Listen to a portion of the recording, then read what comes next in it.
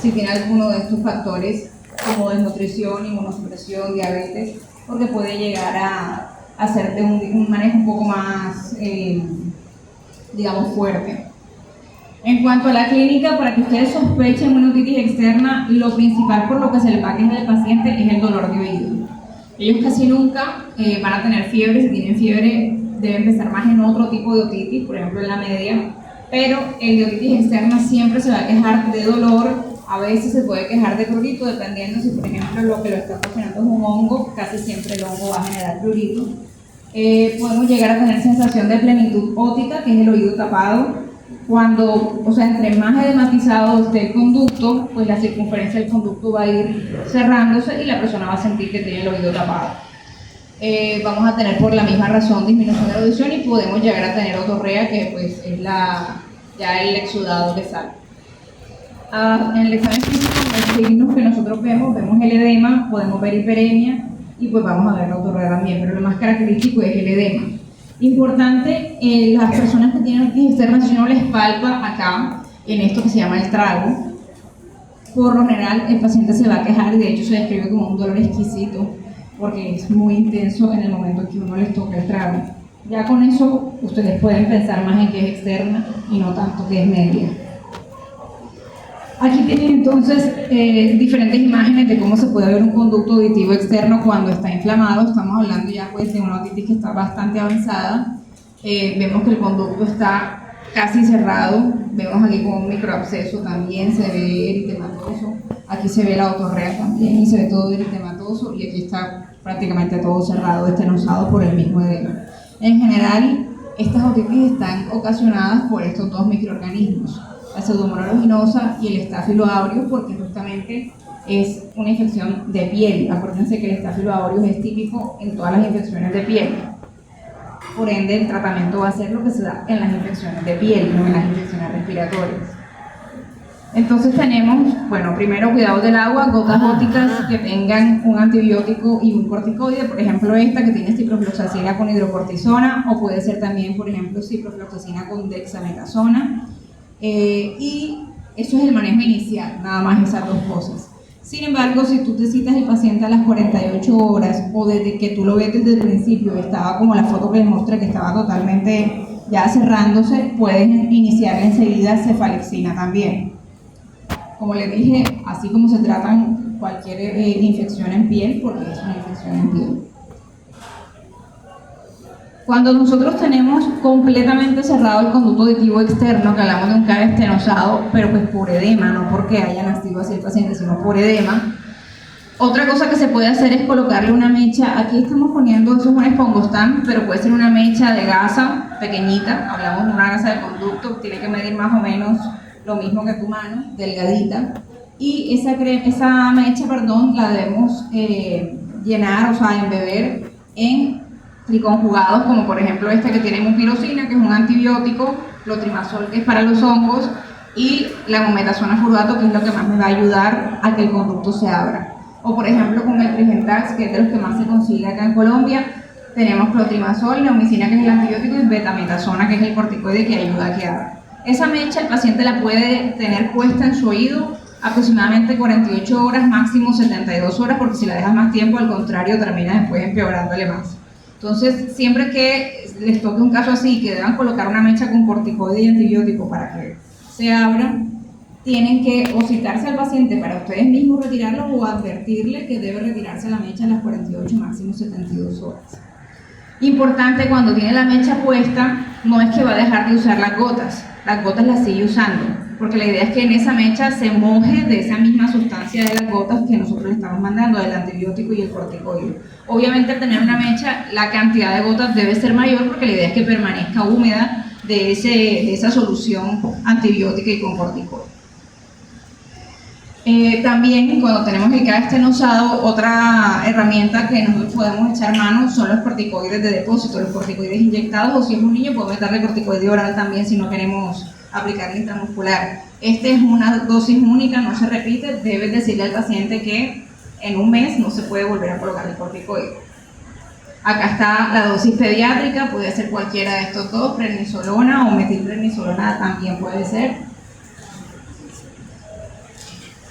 En cuanto a las personas diabéticas, inmunosuprimidas, desnutridas o personas que no hayan tenido una buena respuesta al tratamiento inicial que hablamos con las gotas y con la cefalexina, nosotros podemos utilizar ciprofloxacina. De hecho, muchas veces cuando es diabético ni siquiera se pasa por la cefalexina, sino que directamente puede decir ciprofloxacina. Se empieza con cipro de 500, tú le vas haciendo el control, si va bien, y listo, termina su semana con la cipro de 500. Pero si a las 48 horas no hay mejoría y al contrario está empeorando, debe subir a cipro de 750 cada 12 horas. ¿Bien? En aquellos pacientes que tienen, por ejemplo, alguna alergia a beta-lactámicos, podemos dar trimethoprim sulfa también. Es menos frecuente, pero es importante también tenerlo como una opción para tratamiento. En los pacientes que, por ejemplo, la otitis externa fue con mucha otorrea o fue, por ejemplo, por un hongo, se suele utilizar el ácido bórico. El ácido bórico es ese polvo blanco que ven ahí. Eso básicamente es para acidificar el conducto auditivo externo y evitar la proliferación de gérmenes ahí. Eso no se retira, eso se le echa un poquito como si fuese un talco y ayuda como a secar el oído y a que no tenga tanta humedad. Tenemos también que hay una clase de otitis que tienen que ver con enfermedades ya propias de la piel que tiene el paciente, condiciones dermatológicas como dermatitis atópica, psoriasis, cualquier tipo de dermatitis que no esté bien tratada, así como puede dar síntomas en el cuerpo, pues la oreja hace parte del cuerpo, también te puede dar síntomas ahí. Si tú no le manejas esa enfermedad de base, el paciente te va a seguir consultando todo el tiempo porque tiene descamación, porque tiene prurito, y es un tema más que todo dermatológico. Debe hacerse la interconsulta con dermatología y indicarle pues lo que ellos indiquen. Por lo general son cremas emolientes, hidratantes, humectantes. A veces usan corticoides, pero por pocos días, no se puede usar tampoco prolongado porque puede llegar a tener después otras consecuencias. Tenemos un capítulo aparte de las otitis externas, como les dije, que son las que tienen que ver con las que son producidas por hongo, que se llama otomicosis o otitis externa fúngica también. En este caso, a veces los pacientes no se quejan de otalgia, sino que se quejan directamente de prurito ótico, un prurito muy intenso que no se soportan. Pueden tener o no otorrea, la mayoría de las veces la tienen. Más que todo se ve en personas que vivimos en ambientes húmedos, calurosos, personas que practican natación, o sea, todo lo que tenga que ver con humedad y que pueda quedar humedad en el oído puede llegar a tener una otitis externa causada por hongos. Esta puede ser primaria o puede ser que convivan los dos gérmenes en el conducto, o sea, que tengas tanto bacteria como hongo. En caso que tengas ambos, ahí sí puede que tenga fiebre el paciente porque la bacteria le va a ocasionar fiebre, pero si nada más es el hongo, casi nunca va a ser fiebre. O sea, por lo general el hongo es prurito. O sea, la primera causa, pregunta de examen, la primera causa de prurito ótico es otomicosis. Siempre tienen que pensar en eso. Bueno, en este caso, cuando ya ustedes hacen la otoscopia y se dan cuenta que el conducto auditivo, aparte de que está edematizado, eritematoso, como vieron en las fotos anteriores, vamos a ver que hay como esta especie de hifas o micelios, en este caso que tienen estos punticos negros. Se trata de un hongo que se llama Aspergillus niger. Niger viene de negro por los punticos negros. O también cuando está todo blanco como un algodón, de hecho hablamos de un exudado algodonoso, es la Candida albicans. Albicans es blanco, entonces se ve toda blanquita. Eso más que todo es como para que ustedes lo puedan identificar, pero realmente el manejo es el mismo, no nos cambia qué tipo de antifúngicos vamos a usar porque en ambos funcionan bien cualquiera de los antifúngicos. Inicialmente el manejo es aspirar esas hifas, limpiarlas, mandarle curación de oído y adicional colocarles antifúngico tópico. Esta, por ejemplo, esto es terbinafina. Este que aquí se llama bifonazol, este se llama también terbinafina, otra presentación. Puede ser también clotrimazol, o sea, cualquier antifúngico pero tópico. No se ha visto, a pesar de que van a encontrar recetas de otros médicos, que lo que es vía oral, fluconazol, por ejemplo, tenga realmente un efecto beneficioso en la resolución de las otomicosis. O sea, por lo general, si tú no le mandas tratamiento tópico, no se va a mejorar esa otomicosis. Lo mismo que si no se limpia, si no se le hacen las curaciones adecuadas, igual va a seguir ahí creciendo el hongo, porque aparte tiende a ser recidivante. Aparte del antifúngico, puedes hacer, acidificarle el medio del conducto auditivo externo, que puede hacerse con ácido acético. Hoy en día casi no se hace porque la gente empezó a hacerlo indiscriminadamente, pero está descrito que el vinagre, que es el ácido acético, puede llegar a usarse cuando tenemos un hongo, pero no solo, sino en combinación con el antifúngico. Dentro de las complicaciones que podemos tener en una otitis externa cuando no se trata es que esa infección cada vez se extiende más y podemos tener una pericondritis, que es la inflamación ya del cartílago del pabellón auricular, o podemos tener una celulitis incluso de la cara que llega hasta acá, todo por una otitis que no se trató aquí. En ese caso, ya como les dije, cuando son complicaciones o son personas que no respondieron a tratamiento, debemos pensar en las fluorquinolonas como la ciprofloxacina. Si no nos responde, tenemos que internar a este paciente para tratarlo pues endovenoso. Bueno, y cuando tenemos esto, tenemos que explicarle al paciente que lo más probable es que su oreja nunca pueda ser normal. Cuando se mejore, ya le queda la oreja de esa forma y eso se llama oreja en coliflor. Se ve mucho en los boxeadores, en las personas que practican jiu-jitsu o cualquier tipo de arte marcial que genere hematomas o genere microabscesos a nivel del cartílago, puede quedarle la oreja así, que se llama oreja en coliflor. También está la miasis, que es cuando, por ejemplo, una persona, una mosca, se le mete en el oído y empiezan a salirle larvas en el oído. Empiezan a hacer túneles por debajo de la piel, eso es muy doloroso, el paciente se queja de un dolor muy intenso, puede quejarse de clorito, puede llegar a tener fiebre porque se puede sobreinfectar también con bacterias. En este caso solamente damos antibióticos si tiene la fiebre y sospecha sobre infección bacteriana, si no, los antibióticos no van a matar la larva. Lo que tienes que hacer cuando tú ves esto es extraerlas una por una, todas. A veces es tan doloroso que toca hacerlo bajo sedación, pero muchas veces se puede hacer en el mismo consultorio. Existen diferentes sustancias que pueden ayudar a que las larvas se mueran o a que por lo menos se les genere como una hipoxia, se vuelvan como tontas y sea más fácil sacarlas porque ellas son escurridizas y a veces es difícil como pescarlas. Que son, por ejemplo, el té de albahaca, que las vuelve así como hipóxicas, la creolina diluida, pero eso está discutido porque a veces puede llegar a ser muy tóxico, y lo mismo que la ivermectina, también está discutido, o sea, como que hay artículos que están a favor y hay otros que están en contra, porque no están muy bien dilucidados si sí o si no, pero pues se los traigo para que sepan que existe. La idea es que antes y después de hacer la extracción uno le aplique esa sustancia, bueno, no, esta es tomada, uno le aplique estas sustancias a ver si es más fácil pues extraerlas. Se considera que el paciente ya está bien, que está completamente de alta cuando ya pasaron más o menos 7 o 10 días que tú no ves ninguna larva, porque a veces tú crees que ya la sacaste todas y a los 3 días vuelve y aparece y había una chiquitica que todavía no habías visto o algo, entonces tú tienes que verlo prácticamente de 7 a 10 días después de la última extracción que no tenga ninguna larva. Eso aplica, esto, estamos hablando de oído, pero esto se puede presentar en cualquier parte, o sea, donde la mosca se pare va a aparecer eso. Bueno, y está la foto del éter, porque antiguamente también usaban éter, pero eso lo dejaron de usar porque era demasiado fuerte. De hecho, el éter en algún momento se usaba como anestésico también, fue de los primeros anestésicos que usaron en medicina, pero ya eso cayó en desuso. ¿Hasta ahí tienen alguna pregunta? Todo esto ha sido otitis externa. ¿No? Sí.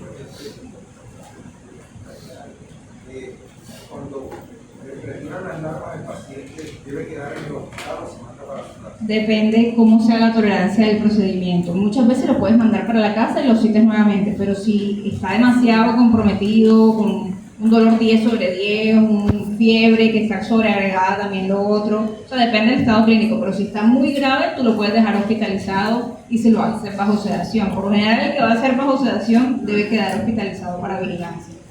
Pero si no tiene tantas larvas y es una cosa que él tolera hacer la extracción, puede ser ambulatorio, no hay problema. Con respecto a la antibiótica, ahí habían todos la cefalexina es la primera opción, la otra es como de segunda opción o si no consiguen la cefalexina o algo, pero realmente digamos que uno se debe grabar cefalexina o cefalosporinas. Si no me mejora, cipro. O sea, ese es como Y si son alérgicos, trimethoprim sulfato.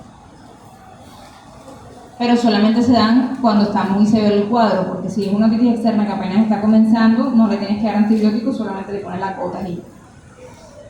Bueno, hablando de otitis media aguda, la otitis media aguda es la inflamación, como su nombre lo dice, de toda la caja timpánica, o sea, de todo el mucoperiósteo del oído medio, que por lo general está causada pues, una infección bacteriana secundaria a una rinofaringitis que primero era viral, pero que como no se resolvió a tiempo, se sobreinfectó con una bacteria.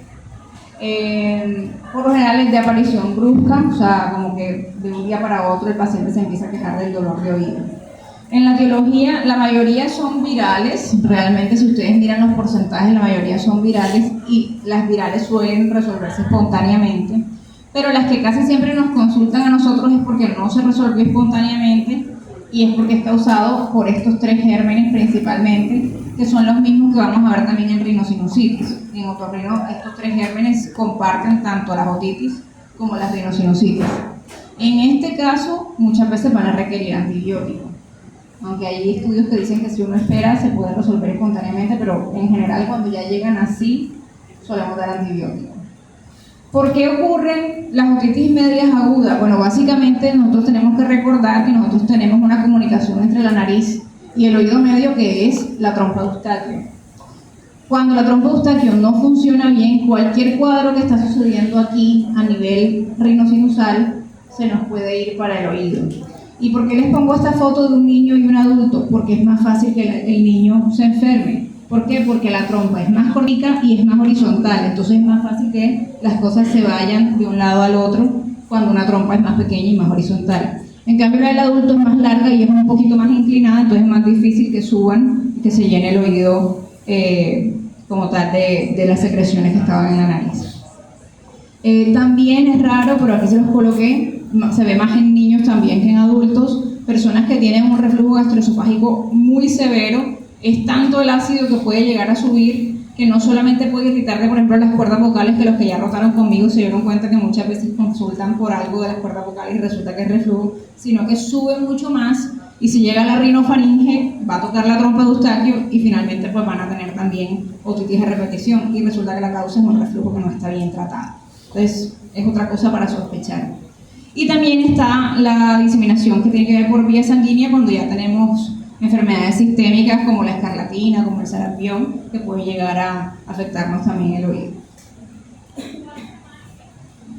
En cuanto a la patogenia, entonces nosotros tenemos que primero tenemos una infección viral en el aparato respiratorio y esa infección viral nos está inflamando todas las vías respiratorias, incluido en la parte de atrás la trompa de Eustaquio. Al inflamarme la trompa de Eustaquio, que se supone que es la que nos compensa las presiones entre el oído medio y el exterior, vamos a tener una inflamación de la mucosa y vamos a tener un exudado. Aquí se lo voy a ir poniendo. Aquí tenemos la alteración, la persona estornuda, entonces hace presión en la trompa de Eustaquio. Aquí vemos cómo se mete a través de la trompa de Eustaquio todo lo que estaba acá en rinofaringe. Aquí está lleno de la secreción y ya la secreción, como la trompa está inflamada, no está abierta, sino que está cerrada, no puede volver a salir por donde entró. Entonces, cuando ese moco que está ahí, porque inicialmente es moco nada más, se queda estancado mucho tiempo, ese moco se sobreinfecta y es cuando tenemos la otitis media aguda. Cuando no está infectado y solamente es moco sin signos de infección, hablamos de otitis media serosa. Pero cuando ya está infectado, hablamos de otitis media aguda. En la aguda, pues todo está inflamado por dentro, todo el mucoperiósteo, como ven acá, y la membrana timpánica está bombada y eritematosa, que es lo que uno ve en la otoscopia. Así es que tú sabes que el paciente tiene una otitis media aguda. En caso de que el paciente no consulte en ese momento, que es cuando tiene el máximo dolor, cuando la membrana está así, lo que va a suceder es que va a supurar. El oído va a buscar la manera de que este líquido salga, se perfora el tímpano y sale la secreción, la otorrea. En general, las personas con otitis media aguda, los síntomas que tienen son estos 6, especialmente los 2 primeros, que es el dolor de oído y la fiebre. Son como los síntomas cardinales de otitis media aguda, a diferencia de lo que habíamos hablado de la externa que no tenía fiebre. Este dolor de oído y fiebre. En los niños pueden estar irritables, bueno, en los adultos algunos también. Tenemos otorrea cuando llega al último paso que expliqué, pero no siempre está presente la otorrea si logran consultar antes. A nivel auditivo va a sentir que escucha menos porque al tener el oído ocupado, pues vamos a tener una hipoacusia de tipo conductiva. Y en algunos pacientes, este sí es más raro, puede llegar a haber tinnitus o vértigo, pero ese sí es un síntoma muy raro, sin embargo algunos lo refieren. Lo principal son los dos primeros. Entonces así, estas son diferentes otoscopias de una persona con otitis media aguda en diferentes estadios de la enfermedad. Aquí es cuando apenas le está comenzando que se ve congestivo, o sea, se ven los vasos sanguíneos muy marcados aquí alrededor, la membrana ya no se ve tan transparente, sino que se ve un poco más violácea.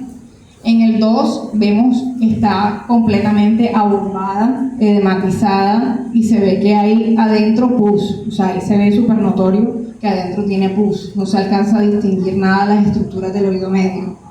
Acá en el tercero ya se reventó, ya se perforó, entonces tenemos un oído húmedo, eritematoso, y ya aquí es cuando prácticamente terminó todo el proceso, quedó una microperforación, está como ya reparándose los tejidos, está en proceso de desinflamación. Ya esto es al final, si tú lo controlas todos los días vas a ver qué pasa eso.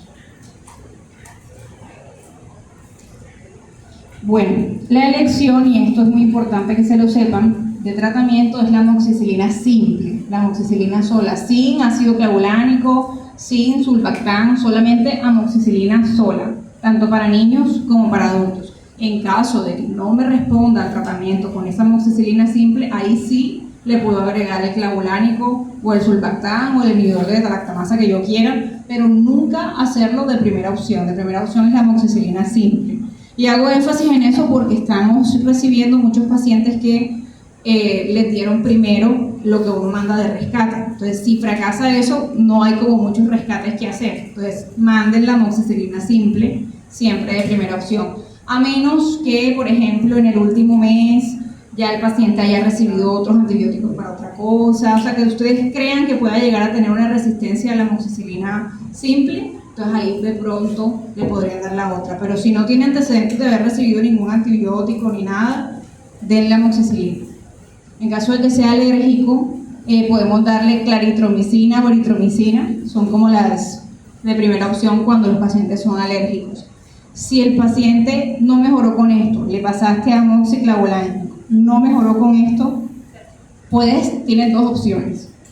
O le mandas intramuscular o lo hospitalizas intravenoso con ceftriaxona, o si no se quiere hospitalizar o tú crees que todavía lo puedes manejar ambulatorio, dependiendo cómo lo veas clínicamente, puedes darle cefuroxima vía oral como tercera opción. Por lo general es así. A veces pasa, no porque no haya mejorado, sino porque en nuestro país a veces se agotan los medicamentos, que si tenía y cuando le mando no hay, me paso de una vez a cefuroxima. También puede pasar. ¿Bien? Pero siempre es como segunda o tercera opción. Adicional al antibiótico, pues el paciente tiene dolor, tiene inflamación, entonces debemos darle cualquier antiinflamatorio, acetaminofeno, paracetamol, que es lo mismo. En caso de que esté supurando, pues no se puede mojar ese oído por obvias razones. Si el paciente está con mucho edema, o sea, por ejemplo, si a nosotros nos llega así como la foto esta, que está completamente abombado, rojo, el niño está irritable, lo que sea, aparte del antibiótico y del antiinflamatorio, tú le puedes dar un corticoide, como los que habíamos dado en la otitis externa. Los corticoides en otorrino se usan mucho para desinflamar, sea oído, nariz, garganta, lo que tú quieras. Siempre 1 miligramo por kilo de peso. Bien. En las gotas, aquí solamente se echan gotas en el oído cuando hay supuración. Si no hay supuración, no tiene sentido que manden gotas porque la infección está detrás del tímpano y las gotas van a caer delante del tímpano. Sería como mojar este cuadro cuando lo que hay que limpiar está allá atrás. No me sirve para nada. En cambio, si está supurando es porque hay una ventana en el tímpano, o sea, hay una perforación, y si yo le echo la gota va a pasar también por esa misma ventana y va a actuar en donde tiene que actuar. De resto, no se mandan gotas en la otitis media. En caso de que esté supurando, pues se mandan aspiraciones también, o sea, la idea es que el oído esté lo más limpio posible, lo más seco posible, y pues no mojarlo. ¿Hasta ahí preguntas? ¿Podrías poner otra vez el manejo de los Una pregunta, ¿cuál es el tiempo para considerar pasar de un antibiótico a otro cuando el paciente no mejora? 48 horas. Siempre los controles más o menos 48 horas, como mucho 72. Pero ya si tú en esos tiempos tú no ves que el paciente esté teniendo una mejoría, pues no va a estar 100% bien en 2 días, por eso el tratamiento dura 7 días. Pero tú debes ver que está mejor, que tiene mejor semblante, que ya no tiene fiebre, o sea, que tú veas signos de que realmente está haciendo efecto. Si tú ves que sigue mal, sigue irritable, sigue con dolor, sigue con más otorrea, no está sirviendo lo que está dando y le pasas al otro. Una pregunta, usted dijo que cuando el paciente da eritro de Claritro y eritro. O sea, le puede dar cualquiera de estos, pero inicialmente uno siempre da estos dos, eritro y claritro. Sí. Bueno, entonces pasemos ahora a la otitis media crónica. La otitis media crónica es la misma otitis, es la misma inflamación del mucoperiósteo del oído medio, pero que dura más de 3 meses. O sea que ya tiene más de 3 meses con esa inflamación ahí frecuente. ¿Ok? Esta otitis media crónica tiene muchas subdivisiones, que aquí es donde de pronto se complica un poco cuando el médico general le llega a uno de estos pacientes y no sabe bien en dónde estamos ubicados. Las subdivisiones dependen de cómo está la membrana timpánica. Si la membrana timpánica está íntegra, nosotros hablamos de otitis media efusiva, OME, otitis media serosa, otopatía serosa, blue ear, todos son sinónimos, en todo caso OME, que es moco atrapado en el oído. Tenemos atelectasis y bolsillos, que es cuando la membrana timpánica se nos va retrayendo, se va yendo hacia atrás. Ahora les voy a explicar más a fondo cada una. Con la membrana timpánica perforada tenemos también dos, la otitis media crónica simple o exudativa, que es la que tenemos ya una perforación grande y el paciente viene supurando el oído desde la infancia y tiene 40 años y siempre le ha supurado el oído. Y está la otitis media crónica colesteatomatosa, que es un quiste que se forma en el oído, que ahora les voy a explicar. Entonces, ¿cómo se hace el diagnóstico de estas otitis medias crónicas? Con la clínica y con la otomicroscopía, o pues otoscopia. En algunos casos, pues podemos complementar con exámenes como un TAC de oídos, una audiometría, todo depende de lo que nosotros veamos en el paciente. Entonces, hablando de la primera de todas, que es la otitis media con efusión, como les he visto, son los sinónimos serosa, secretora, blue ear, en algunos países dicen otitis catarral también, porque se trata de moco atrapado en el oído. Básicamente aquí vemos un oído, se ve que no es transparente la membrana timpánica, sino que hay un líquido detrás, podemos ver incluso que acá hay una burbuja que es aire y acá es líquido. Hablamos, en la historia clínica se coloca como niveles hidroaéreos en el oído medio. No hay signos de infección, ahí no hay eritema, no hay edema, el paciente no tiene fiebre ni nada, únicamente es moco que está ahí, estancado, atrapado en el oído. Entonces, así como les acabo de decir, para definir, esto es pregunta de examen, otitis media efusiva es cuando tenemos una acumulación de líquido con una membrana timpánica que está íntegra y no hay ningún signo de infección aguda en el oído, o sea, simplemente es el líquido que está ahí atrapado. El líquido puede ser seroso, mucoso, puede ser una combinación de ambas cosas, pero no hay signos de infección como tal. ¿Ah? Porque tiene el oído tapado, porque siente eco, ya vamos para allá. Hablando un poco de por qué también se ve esto, que igual se parece un poco a lo que ya habíamos visto, básicamente se ve mucho más en los niños que en los adultos, por lo que ya habíamos dicho, la trompa de Eustaquio es más corta, es más horizontal, otra cosa es que el cartílago de ellos tiene menos consistencia, es mucho más flácido, entonces es más fácil que se vaya para allá. Y además la función ciliar de ellos no está tan desarrollada como en los adultos y por eso también se puede ir hacia el oído medio del líquido. Aquí está lo que tú estás preguntando, ¿por qué consulta el paciente? La principal causa por la que el paciente con esto te consulta es que no está escuchando bien. Casi siempre te van a decir, yo tuve gripa hace 2 semanas, a mí ya se me quitó la gripa pero quedé con el oído tapado. Eso por lo general es la consulta de un paciente con otitis media efusiva. Hipoacusia, sensación de plenitud o depresión, a veces pueden sentir zumbidos porque como que les retumba, por decirlo así, los sonidos ahí, su propia voz la sienten con eco, las voces de las demás personas las escuchan como doble, o sea, es un tema más auditivo que algo que tenga que ver con dolor o fiebre o algo de eso. ¿Bien?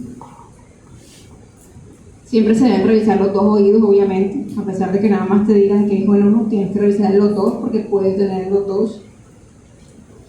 Y estas son más otoscopias de cómo se ve. O sea, aquí vemos niveles hidroaéreos, se ven burbujas y el resto es líquido. Aquí también vemos líquido acá abajo y arriba vemos el aire. Y esta es una otitis media efusiva que ya tiene mucho tiempo y de hecho ya se está convirtiendo en la siguiente que le voy a explicar, que es la de las atelectasias, porque si se dan cuenta esta membrana timpánica está como un poco hundida, no está como en su posición, sino que se ve como más hacia adentro y tiene esta franja blanca aquí que es una cosa que se llama miringoesclerosis, que son cicatrices en la membrana timpánica. Hablando un poco de la otoscopia, si ustedes cuentan con un otoscopio neumático, eso está recomendado por la Academia Americana de Otorrino como gold estándar para el diagnóstico de las otitis medias efusivas. Se dice que tiene una sensibilidad hasta del 88% y especificidad también.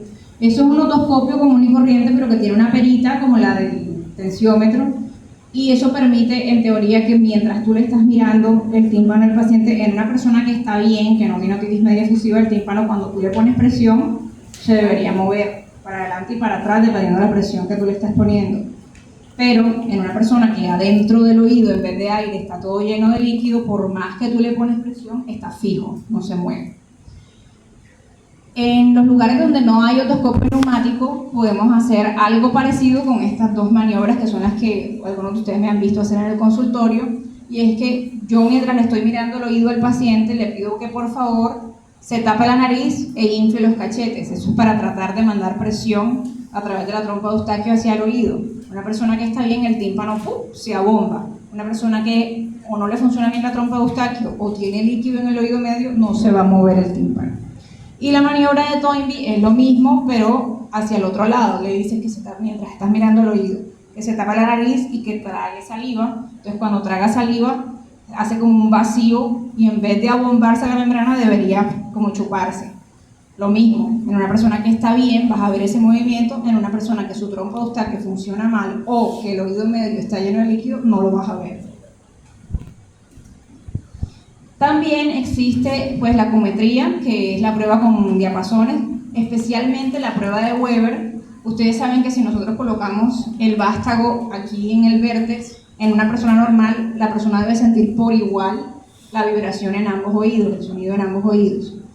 Pero dependiendo de si el paciente, por ejemplo, viene porque no escucha del oído izquierdo y yo le hago el Weber para confirmar, porque no estoy segura, porque a veces no se ve tan claro que de verdad tenga moco en el oído, pero si yo lo sospecho, le hago el Weber y si me da para el mismo lado que él siente que está escuchando mal, que no sé qué, significa que sí tiene una hipoacusia de transmisión no conductiva, que puede ser cuando tienen un cerumen, cuando tienen otitis media efusiva, cuando tienen cualquier cosa que tenga que ver con la transmisión del sonido. Pero si por el contrario el paciente se queja de que no escucha de ese oído y se le va para el oído contrario, para el oído bueno, eso es una urgencia. Esto sería una hipoacusia súbita neurosensorial, significa que el nervio se dañó, se perdió, algo le pasó a ese nervio. Eso es igual que si te llegara una paciente con una parálisis facial, con una laberintitis, es exactamente lo mismo porque es una inflamación del nervio. Si tú examinas a tu paciente, tiene el oído normal, no le estás viendo líquido adentro, y tú le haces la prueba del diapasón y te da para el otro lado, tienes que ponerle un corticoide para tratar de desinflamar el nervio y pedirle una audiometría que te confirme tu sospecha. Si en la audiometría se confirma, ya después hay que hacerle varios estudios para ver cuál fue la causa de la hipoacusia súbita. ¿Bien? Pero es una de las cosas que más tienen que hacer para poder diferenciar, sobre todo cuando no está tan clara la otoscopia. O sea, cuando en la otoscopia ustedes ven un oído y no saben si realmente tiene o no tiene líquido adentro, ayúdense siempre del Weber. Si les da para ese lado, tiene moco adentro. Si les da para el otro lado, preocúpense. Tenemos estos exámenes que podemos solicitar, que son la timpanometría o impedanciometría, que también es el sinónimo, y la audiometría. En la audiometría vamos a tener, por lo general, hipoacusias conductivas, donde la vía ósea está bien y la vía aérea está disminuida. Lo normal es que esto esté todo junto acá arriba. Y en la impedanciometría, en una persona que está bien, esto habla de que tanto el tímpano se puede distender o no cuando lo sometemos a presiones. En una persona que está bien, esto debería ser una curva que sube así como una campana y luego vuelve y baja, que regresa a su posición. En la persona que tiene líquido dentro del oído, no se mueve, entonces no sale como una gráfica plana. ¿Bien? ¿Cuál es el tratamiento entonces de la otitis media efusiva? Muchas veces es esperar y controlar, a ver qué pasa. No se mandan antibióticos porque ya repetimos que no hay ninguna infección en el momento, entonces no hay que mandar antibióticos. Los corticoides sistémicos, sean tomados o sean inyectados, nunca se mandan al inicio, pero sí se pueden llegar a mandar cuando ya tú has visto varias veces al paciente y siempre tiene el moco ahí atrapado. Entonces en recurrencia puedes dar corticoide vía oral también. Y lo que sí se manda siempre son los corticoides nasales. ¿Por qué? Porque la idea es actuar en la trompa de Eustaquio, que fue por donde se metió el líquido y por ahí mismo tiene que salir. ¿Bien? Cuando eso no funciona, tenemos los tubos de ventilación, que eso ya lo hacemos los otorrinos en quirófano, que básicamente lo que nosotros hacemos es que perforamos el tímpano a propósito, le dejamos puesto el tubo de ventilación ahí y sale todo el líquido que estaba ahí atrapado. Eso queda puesto hasta que el mismo cuerpo lo expulsa, más o menos son 6 meses, hay personas que les puede durar más, hay personas que les puede durar menos, pero ese es el promedio. ¿En quiénes se manda? En los que tengan, esto también es pregunta de examen, hipoacusia más de 30 decibeles, cuando tengan, que tú ves el tímpano que tiene una tendencia a la retracción, o sea que se ve hacia adentro, cuando ya ha tenido demasiadas otitis, lo que se llama OMA recurrente, que es cuando tienes 4 en 6 meses, ya tú eso lo diagnosticas como otitis media aguda recurrente, o cuando tenemos una OMA persistente, una efusiva persistente, en personas que tengan más de 5 a 6 años de edad. También se pueden poner en niños más chiquitos, pero digamos que esa es la indicación formal. También tenemos estas recomendaciones. Cuando tenemos un paciente que tiene una otitis media efusiva y que además ya tiene hipoacusia, que ha sido documentada por audiometría durante más de 3 meses y nada que se mejora, ponle el tubo, porque un niño que no está escuchando bien es un niño que tampoco va a desarrollar bien su lenguaje, es un niño que empieza a tener mal rendimiento académico, es un niño que se empieza a aislar, etcétera, etcétera. Entonces, si tienes más de 3 meses viendo que el niño tiene el moco ahí, que por culpa del moco está sordo, ponle el tubo. Y cuando tenemos intercalado pacientes que tienen otitis media aguda, les queda el moco ya sin infección, luego se les vuelve a infectar, otra vez otitis media aguda, otra vez les queda el moco sin infección. Entonces, cuando tenemos otitis media aguda recurrente con otitis medias efusivas intercrisis, también hay que ponerle el tubo. ¿Okay? Adicional a eso, si los pacientes, tú en tu consulta preguntaste, bueno, sí, le da muchas otitis, pero mamá, tu niño también ronca, respira con la boca abierta, tú has notado que le dan muchas gripas, una tras otra, es la gripe eterna que no se le termina de quitar. Sí, doctora, a mi hijo le pasa eso tal. Lo primero que tienen que descartar en un niño roncador que tiene mucha gripe y que le da muchas otitis es que no tenga adenoides. Las adenoides están aquí en la rinofaringe o en el caum, son sinónimos, y justo ahí es donde está la entrada de la trompa de Eustaquio. Entonces, si yo le pongo un tubo, si yo le hago tratamiento y no se mejora, puede ser que tengo algo aquí mecánico que me está obstruyendo mi trompa de Eustaquio y no deja que se devuelvan las secreciones. Entonces, en esos pacientes que yo les hice una radiografía de caum, pregunta de examen, yo debo también, aparte de los tubos, realizarle la adenoidectomía, que es sacar las adenoides que están ahí. ¿Sí? ¿Preguntas?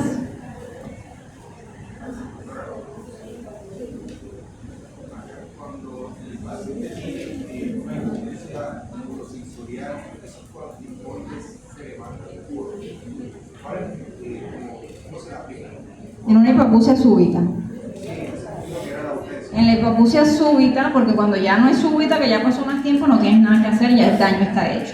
Pero cuando es en esa misma semana que se quedó sordo y tú lo descubriste, lo sospechaste, o le puedes mandar un corticoide de depósito o de dosis única, un dodecadrón, un betadú o cualquiera de esos, y que se vaya haciendo la audiometría para ver cómo le da, o 1 miligramo por kilo. La dosis siempre es 1 miligramo por kilo de peso, en dosis decreciente. Tú sacas, dependiendo de cuánto pesa el paciente, y le calculas los primeros 3 días, por ejemplo, la dosis máxima. Los siguientes 3 días le baja un poquito, los siguientes, hasta que ya después nada más se toma una en el día o media en el día. Se podría manejar como es igual, es tal cual. O sea, así como manejas la parálisis de Bell, manejas la hipoacusia súbita, manejas la laberintitis, porque los tres son inflamación del nervio. Bueno, atelectasias y bolsillos de retracción, que es la segunda otitis media crónica que tiene la membrana timpánica sin perforación. Entonces, esto viene del griego ateles, que es incompleta, y ectasis, que es extensión, y hace referencia a la pérdida parcial o total del contenido gaseoso que debería haber en el oído medio. O también podemos tener los bolsillos de retracción, que es decir, su mismo nombre lo dice. Aquí tenemos diferentes fotos de otoscopias, cómo se puede ver una atelectasia. Estos ya son un poco más avanzados, pero vemos que el martillo parece que estuviera sobresaliendo así, pero no es que esté sobresaliendo, él está en su puesto y la telita, la membrana timpánica, es la que se fue para adentro. Acá tenemos también, esta parte está aparentemente en su lugar, pero tenemos todo esto que se ve como pegoteado al fondo, y aquí tenemos bien el tímpano acá, pero arriba tenemos un bolsillo. Bien. Tenemos que tener en cuenta que nosotros el tímpano lo podemos dividir en 4 cuadrantes, que son estos que están aquí, siguiendo la dirección del mango del martillo. Entonces, si yo sigo el mango del martillo así, vamos a tener 2 superiores y 2 inferiores. Y vamos a tener 2 anteriores, siempre la punta hacia la parte de adelante. Vamos a tener 2 anteriores y vamos a tener 2 posteriores. Entonces, se dividen en antero superior, antero inferior, póstero superior y póstero inferior. Y acá arriba tenemos otra cosa que no tiene que ver con los cuadrantes, pero es lo que está más arriba del oído, y eso se llama el ático. Bien. Las zonas de mayor debilidad de la membrana timpánica son los 2 círculos morados que están ahí, el ático y el cuadrante postero superior. ¿Y por qué es importante saber eso? Porque ahí es donde más frecuentemente vamos a empezar a ver las retracciones y los bolsillos. ¿Y qué pasa cuando tenemos retracciones y bolsillos? Que si eso sigue avanzando y sigue avanzando, nos puede llegar a lo último que les voy a explicar en la clase de oído, que es un colesteatoma. Ahora vamos para allá. Entonces, esto no es para que se lo aprendan, pero se los traje porque visualmente los ayuda a entender más. Es una clasificación que existe de las atelectasias dependiendo qué tan retraída está la membrana timpánica. Esto es un esquema donde debería estar aquí, donde está la línea punteada, y se ve que se fue como un nivel más abajo y se ve que está retraída. Sin embargo, no está tocando ninguna de las estructuras que está en la caja timpánica, en el oído medio. Acá tenemos el mismo esquema, se ve el martillo y no se ve que esté ningún relieve de nada. Acá tampoco, simplemente se ve un poquito hundido. Aquí vemos un bolsillo también, pero no se ve que la membrana esté tocando ninguna de las estructuras que hay en el oído medio.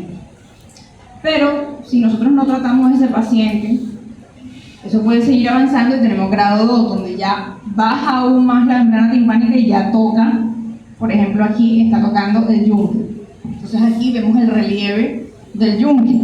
Aquí normalmente eso no se debería ver. En un oído normal tú no tienes por qué ver un yunque. Si lo ves es porque ese tímpano está retraído. Quiere decir que tiene una mala ventilación del oído medio. Si seguimos avanzando, cada vez se va pegando más y más y más. Entonces ya no solamente toca el yunque, sino que está tocando el promontorio, que es la primera vuelta de la cóclea. Entonces aquí vemos cómo se ve el yunque. Aquí ya se ve que hay un relieve ahí que acá no se veía. Y acá también lo vemos que ya estamos tocando algo que está aquí, que no se veía antes, ¿bien? Que es el promontorio. En la grado 4 ya está completamente, digamos, pegada a toda la caja timpánica, está totalmente pegada. Aquí en este caso, a veces para diferenciarlo, porque a veces no es fácil, para diferenciar la 4 de la 3, porque a veces visualmente no es tan fácil, si nosotros le hacemos maniobra de Valsalva, muchas veces la 3 se devuelve un poquito la membrana a su puesto y vuelve y se pega. Pero en la 4, por más Valsalva que tú hagas, no se despega nunca. O sea, ya está totalmente pegoteada, ya como si fuese un contact, o sea, una cinta que está pegada allá. Y la 5 es lo mismo de la 4, pero con una perforación. O sea, ya es el grado máximo de las atelectasias. Entre más se fue adelgazando la membrana, más se fue chupando, llega un momento donde se perfora. También, así como las atelectasias que son de la pars tensa, tienen su clasificación, Los bolsillos de retracción, que son de la pars flácida, también tienen su clasificación. Como les dije, no se tienen que aprender la clasificación, pero sí saber que existe. ¿Bien? Entonces tenemos esto que se llama micrométula, que es cuando apenas está empezando a formarse el bolsillo de retracción, si se dan cuenta, es en el ático. Grado 2 se llama métula, que es esto que está acá. Aquí se ve más profundo también, esto que está aquí.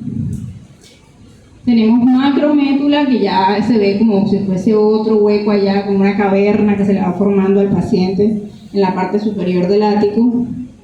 Ya tenemos la grado 4, donde ni siquiera alcanzamos a ver. Realmente es mucho más práctico y de hecho es más útil en las historias clínicas cuando ustedes ven estos bolsillos, más que decir si es grado 1, 2, 3, 4, nos sirve que pongan el bolsillo tiene el fondo limpio o sucio. El bolsillo tiene el fondo controlable o no controlable. ¿A qué se refiere? Que si logras ver el fondo de saco. Si tú no ves el fondo de saco, ya es no controlable.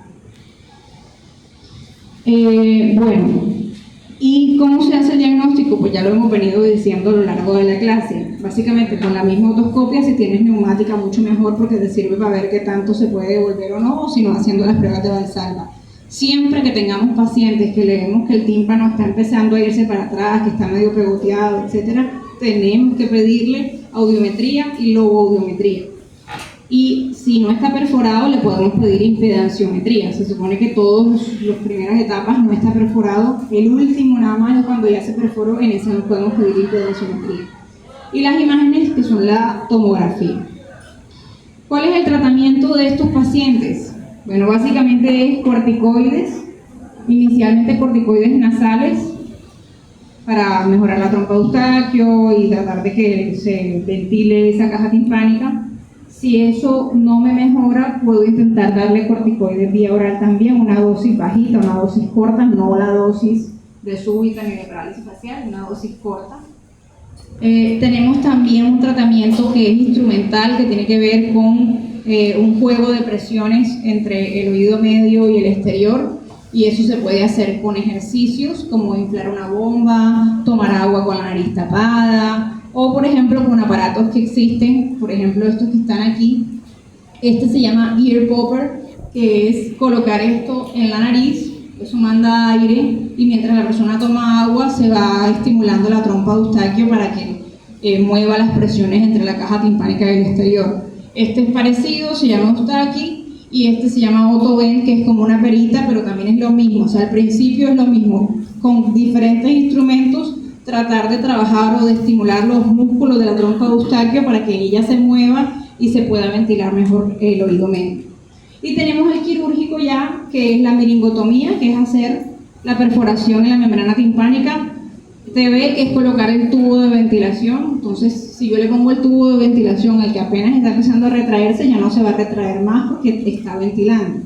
Pero si yo no le pongo el tubo de ventilación, y el problema de eso es que no se está ventilando su oído medio, cada vez se va yendo más para adentro de la membrana timpánica. Y cuando ya está perforado, cuando ya está totalmente pegado al fondo, etcétera, ya lo que nos queda es la condrotimpanoplastia, que es básicamente reemplazar la membrana timpánica con un injerto de cartílago, y la mastoidectomía, que ya es acá en la mastoides, liberar todas las celdillas, que muy probablemente es la causa por lo cual la persona tenía una mala presión en el oído. Seguramente no se le formaron bien las celdillas mastoideas, no estaban neumatizadas, sino que era ebúrnea, o otros factores predisponentes como lo que habíamos dicho de la parte rinosinusal. Tenemos la otitis media crónica simple o exudativa. Aquí se ve una foto donde ya se ve que está completamente, el tímpano está perforado. Aquí vemos la telita y aquí vemos que no hay telita, o sea que está perforado. Cuando nosotros tenemos una inflamación crónica, o sea, que tiene más de 3 meses, del oído medio y que tenemos una perforación timpánica que ya es permanente, hablamos de otitis media crónica simple o exudativa. En general, por lo que consultan estos pacientes, es por supuración, por otorreo. Le supura el oído, no le duele ni siquiera, simplemente le supura el oído. ¿Por qué se da? Por lo mismo que hemos estado hablando, porque no le funciona la trompa de Eustaquio, o en algunos casos, en este caso puede ser por perforación traumática, un lápiz, cosas así. Personas que tenían por mucho tiempo otitis media efusiva o atelectasias, si lo dejas pasar, va a terminar perforándose en forma definitiva. O aquellos pacientes que tienen otitis medias agudas recurrentes, de tanto tener otitis, llega un momento donde una de esas perforaciones ya no se vuelve como a regresar o a cicatrizar como era el tímpano antes y queda la perforación.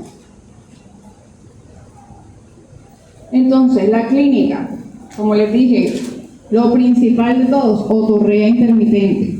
¿Pueden tener hipoacusia? Sí, estos dos son los principales. Si a ustedes les ponen un caso clínico que dice paciente con otorrea, hipoacusia intermitente de más de 3 años de evolución, lo primero que tienen que pensar es una otitis media crónica exudativa. Bien, pueden tener acúfeno y solamente tienen dolor si en el momento está reagudizado, o sea, si en el momento está sobreinfectado. Pero normalmente estos pacientes no tienen dolor, solamente es la otorrea y la hipoacusia. Cuando tú los revisas, vas a encontrar que tienes el oído con la perforación subtotal. Siempre que tengamos una perforación, nosotros tenemos que decir si el oído está seco o si el oído está húmedo, porque nosotros podemos tener en el momento un paciente estabilizado de su otitis cuando tiene la perforación, pero no está supurando, simplemente tiene ahí esa comunicación. O podemos tener el que en el momento lo tiene activo, si le da una gripa va a supurar por ahí, si se moja va a supurar por ahí, porque ya tiene una comunicación directa. Y acá está la audiometría, que podemos tener una hipoacusia conductiva o una hipoacusia mixta por la misma otitis media crónica simple. Entonces el diagnóstico es por los síntomas, por otoscopia. Podemos pedir estudios radiológicos complementarios como el TAC de oídos, y aquí está lo que les decía yo del oído seco y el oído húmedo. Estos son dos oídos que ambos tienen el mismo diagnóstico, ambos tienen otitis media crónica simple, pero este está seco, en cambio este, si se dan cuenta, se ve como más húmedo, se ve como jugoso, se ve como que tiene activo una infección. Bien.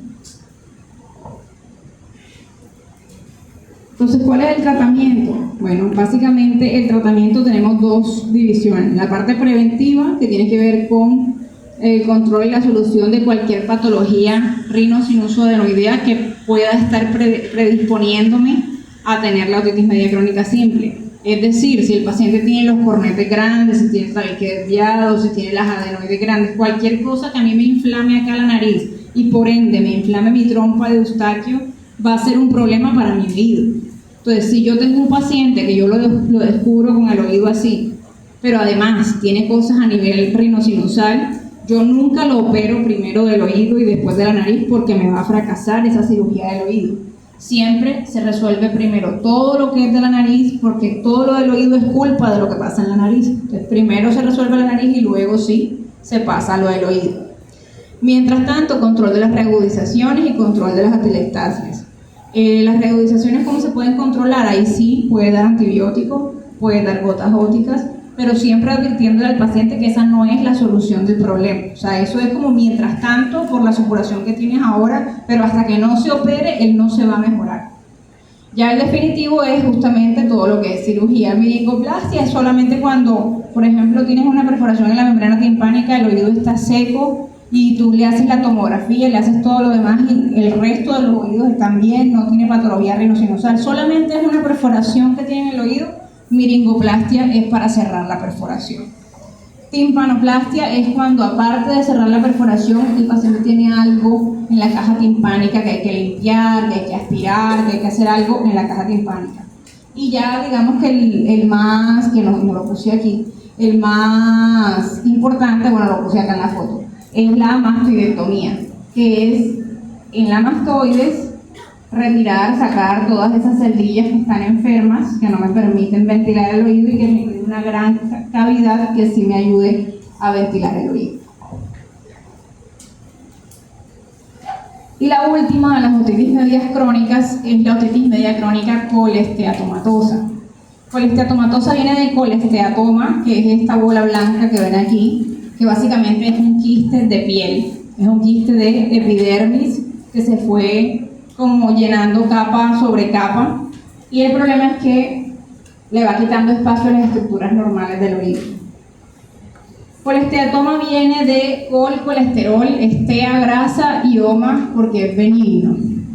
Es un tumor benigno producido, como les dije, por la acumulación de epidermis, de tejido estratificado queratinizante, y aunque es benigno, hay un problema y es que él tiende a ser muy invasor, muy agresivo. Él le va quitando el espacio a las otras estructuras, las va destruyendo, y el problema de esas destrucciones que hace es que puede dejar secuelas permanentes, puede dejar a una persona con hipoacusia permanente, con vértigo permanente, con parálisis facial permanente. Si sigue avanzando puede darme un absceso cerebral, una meningitis, puede darme una trombosis del seno lateral del drenaje del cerebro. Entonces es importante cuando uno descubre el colesteatoma de una vez mandarlo a otorrino porque hay que operarlo. ¿Cuáles son, digamos, las teorías de por qué se forma el colesteatoma? Las dos principales son estas dos, la lucha de epitelios y el bolsillo de retracción. ¿A qué hace referencia eso? La lucha de epitelios, ustedes saben que el oído, la primera parte, la parte externa es piel, pero de la membrana timpánica hacia adentro eso es epitelio respiratorio. Se dice que hay una lucha, así como pasa en el cervix, no sé si se lo dieron cuando les enseñaron BPH y todo eso, las displasias. Se dice que cuando tenemos dos epitelios así que están juntos y que lo único que lo divide es el tímpano en este caso, hay uno que trata de prevalecer sobre el otro. Entonces, cuando el epitelio de la piel quiere prevalecer sobre el epitelio respiratorio, se puede formar el colesteatoma. O la otra teoría es la teoría que de hecho es la más aceptada, la del bolsillo de retracción, es que así como vimos en las anteriores diapositivas de los bolsillos, si la membrana timpánica, digamos que la membrana timpánica es esta, que está aquí, y esto se va hundiendo, y se va hundiendo, y se va hundiendo, al final eso termina como replegándose sobre sí mismo y se va formando finalmente el colesteatoma. Por eso también los sitios más frecuentes de colesteatoma son también los sitios más frecuentes donde están los bolsillos de retracción, que es el ático y el posterior superior. Puede estar en cualquier parte, pero los más frecuentes son esos dos. Existe un colesteatoma que es congénito, que ya porque en la formación intraútero también como que no termina de, o sea, quedan células, por decirlo así, de la epidermis donde tenía que haber solamente células respiratorias y se forma el quistecito de piel allá adentro.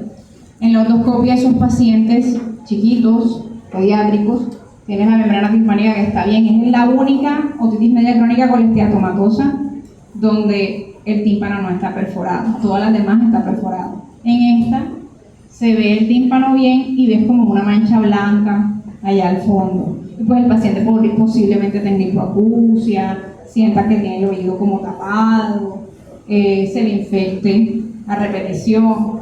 Entonces cuando ustedes ven eso, probablemente es un colesteatoma congénito y así se ve en cirugía, que ya quitamos el tímpano y allá al fondo se ve, parece una perla y de hecho se le llama así, se le dice perla de colesteatoma y eso es simplemente piel que está bien encapsulada, pero que si no se saca puede llegar a tener muchas complicaciones. En caso de retirarla, ¿puede volver a...? Siempre hay tendencia a la recidiva.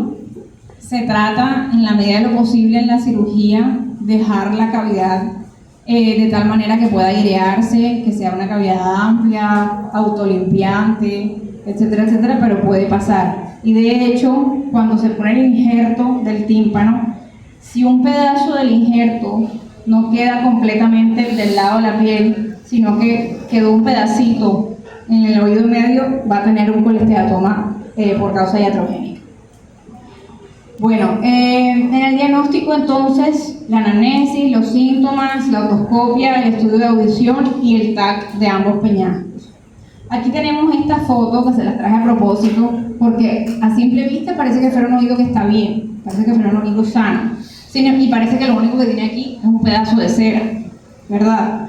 Pero resulta que la cera, en una persona que no usa copitos y que es juiciosa, porque en los oídos no se debe meter nada, la cera debería estar solamente en el tercio externo del conducto, donde nosotros tenemos los pelitos que son más visibles. Adentro no debería haber cera. Cuando nosotros tenemos cera allá adentro, es o la persona se la empujó, o un copito, o hay algo que hay ahí detrás de él.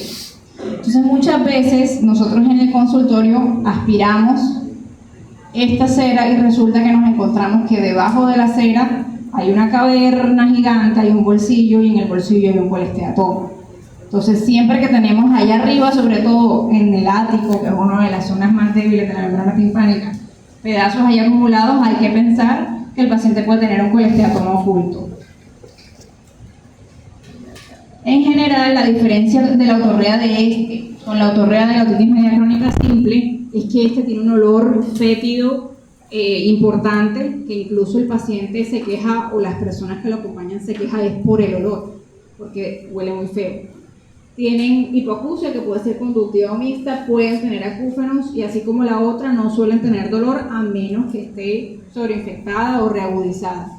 Pero ambas otitis medias crónicas con la membrana perforada, sea la simple o sea la del colesteatoma, se quejan es porque el oído le supura. El oído le supura y no escucho bien. Son los dos síntomas cardinales. La diferencia de las supuraciones es que esta huele horrible y la otra no. Bueno, en el TAC nosotros vamos a encontrar signos de erosión ósea, por lo que les decía, como tiende a ser tan invasor, empieza a remodelar todo por dentro. Algunos en el consultorio conmigo incluso llegaron a ver unos colesteatomas que no son no son del oído medio, sino que son algunos que se forman en la parte externa, en la parte del conducto auditivo externo, y se llama colesteatoma de conducto.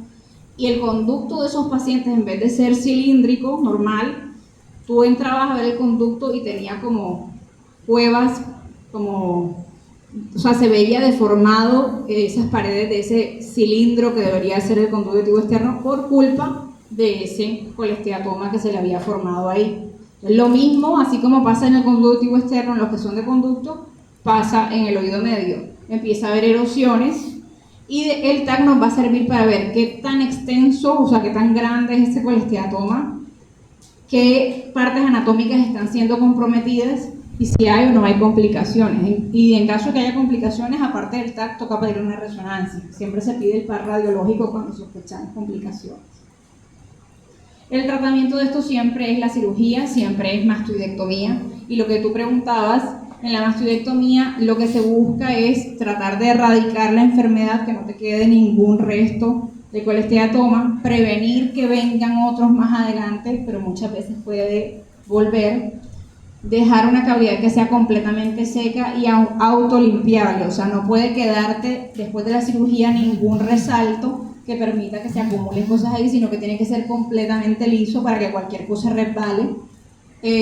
Todo eso es para restaurar la aireación de la caja timpánica, y en caso de que, por ejemplo, el colesteatoma haya erosionado los huesecillos del oído medio, me haya ocasionado pues una hipoacusia conductiva importante, debemos restaurar el mecanismo de transmisión del oído. O sea, se puede colocar una prótesis de oído medio que reemplace los huesecillos que el colesteatoma se comía. Aquí nada más como por mencionarles y para que ustedes conozcan cuáles son las complicaciones más frecuentes de cualquier otitis media, sea aguda, sea crónica, no importa la clase. Estas son las complicaciones, así se dividen: intracraneales y extracraneales. Acá están los porcentajes en que más se presentan. Realmente, digamos que las más, o sea, las que ustedes más pueden llegar a ver en su práctica como médicos generales van a ser la parálisis facial, la mastoiditis, podemos tener también la meningitis, la trombosis de seno lateral, pero todas estas se pueden presentar, ¿ok? Esto sería otra clase larguísima si yo me pongo a hablarles de cada una de las complicaciones, pero les traje este cuadro porque yo sí pienso que es importante que ustedes conozcan que esto existe y que esto puede suceder. Antes se veían mucho más frecuentemente, hoy en día no se ven tan seguido gracias a los antibióticos, etc. Sin embargo, como ha ido aumentando la resistencia, se están volviendo a ver varios casos de estas complicaciones. El que no sospecha que el paciente tiene eso, no lo descubre nunca y el paciente se puede llegar a complicar y morir. Entonces, si tienen una otitis media y tienen algo que les haga clic, que puede ser eso, tienen que internar al paciente. Entonces, hasta ahí es la primera parte que tiene que ver con el oído. ¿Alguna pregunta?